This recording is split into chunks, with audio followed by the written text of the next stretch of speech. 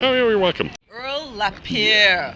Now that name goes back to, I would say, you've been around since first Caribana?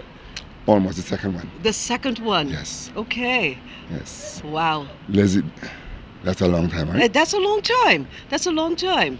How would people have known of you back then? Because I started doing things that people wasn't doing. I had steel banner rolling on the streets. I had blockeramas that then people never thought about it. What about blockers?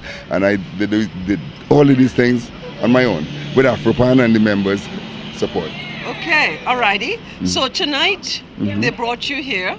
No, they didn't bring me here. No? No, I normally comes up every summer to run my band Afropan. Okay. And this is one year that they're going to give me an award while I'm here. So I'm going to just receive it and say thanks. Tell me about this award you're winning tonight. What is the title of the award? The title of what is because of the work I've done. They have recognized that I've done. I've won Caribana for almost 34, 35 times out of almost 41 tries. You know, I've won third and the rest is second. So I've done a lot in the lines of pan and bringing steel band to the level that it is now. And in the lines of, we have panoramas and people have been trying to catch Afropan. And by all these little bands that are popping up, they want to catch Afropan. I want to thank you very much for stopping by. It's good to see you. Really, really good to see you, and congratulations on your award tonight. Well deserved. Thank you. This Elizabeth that I'm standing with involved up to her eyeballs with Caribana, and we're so grateful for it because at tonight's event, the gala, she is front and center, and we're really happy to have you on board. Tell me, what is your role in tonight's event? I'm actually the chair of the CARIBANA GALA committee, and I've been the chair for the last 3 years. Now, so it's been going on for 3 years, so you have started as the chair, as the first chair, and you're still there. And I'm very proud to be there, and I'm very proud to continue. Okay. Tell me about the gala. Every year we've actually selected something that we want to put back into the community in a very tangible way. But this year we're looking at assisting Haiti in a very tangible way, something to do with education, scholarships for the young people, something that can come back to Haiti in a way on a long-term basis. We're standing at the gala. These are some of the attendees. These are people who have put on the gala for years and years. And I'm first going to say hello from my left to my right. Well, my name is Alicia Seeley. I'm one of the spokespeople and publicists for ScotiaBank Caribana Festival. I'm John Cam, and I'm the representative for the Toronto Mass Bands Association. And this is your mom, and she looks lovely, so I think that we should really meet you too. What's your name? I'm Jean, Okay.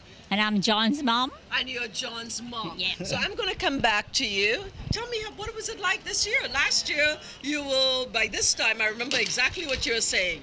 I spent 3 hours at a hairdresser. Look at my hair. I remember that so well. This year, somehow the hair is holding up. So I think you're holding up too. You caught me as I came inside, but humidity is not my friend, but we're hoping that it will last a lot longer. Yes. But I did spend 3 hours at the hairdresser. There you go. So tell me about Caribana. Tell me about the gala for you this year. Well, what I really enjoy about the gala, it's an opportunity to see for our community to truly dress up, and I agree. to raise. Yes, and it's important that we have many opportunities like that. You know, and as far as I'm concerned, the more the merrier. And then it also has a fundraising component as well, as it contributes towards various scholarships that are given out. A lot of people don't really realize that we have been doing scholarships on a regular basis. And this year it was towards the Haiti scholarship. Yes, I believe there's going to be some assistance with Haitian students as well, yeah. And then it's also an opportunity to fet our founders. There are a lot of people who helped to make Caribana happen from 67 go forward. And even though the Festival Management Committee is going into the 5th year of administrating the festival, the previous administrators, the Caribbean Cultural Committee, if it wasn't for them and the effort that they did from 67 to 2000 and whatever, we would not have this festival as it is. And it's an opportunity to fet and recognize those people before they pass away, because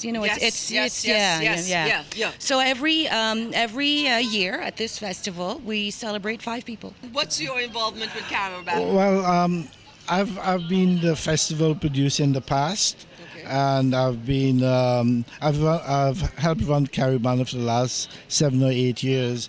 But this year, I'm working with the band leaders. They all have asked me to be their liaison manager and their spokesperson.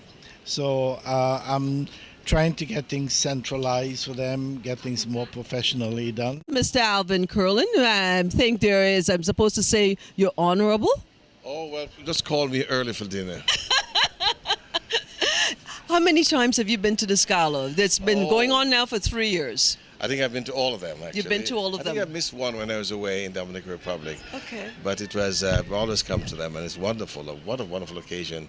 As a matter of fact, you meet some wonderful people who have been around for, I don't want to say been around a long time.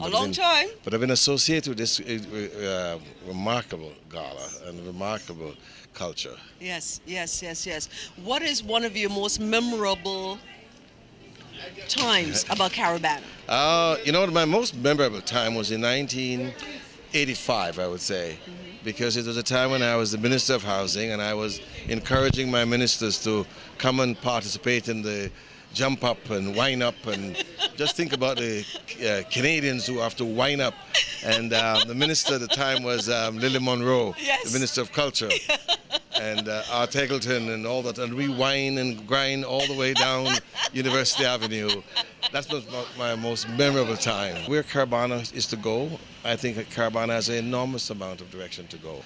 And I think as people come to understand it is more than just a jump up. It's really a culture, something that's integrated in the soul of all the people, and the soul is now transferred into the Canadians. So we have we've come a far way, and we have a long way to go still. You have a way of saying things, and I'm just looking at you. Thank you very, very much. Welcome back to Toronto, to Mr. Lois. Thank you, Liz. Thank you. And how are you today? I'm doing well. I'm doing very well. Tell me about Caribana this year. What are we going to expect this year from Caribana?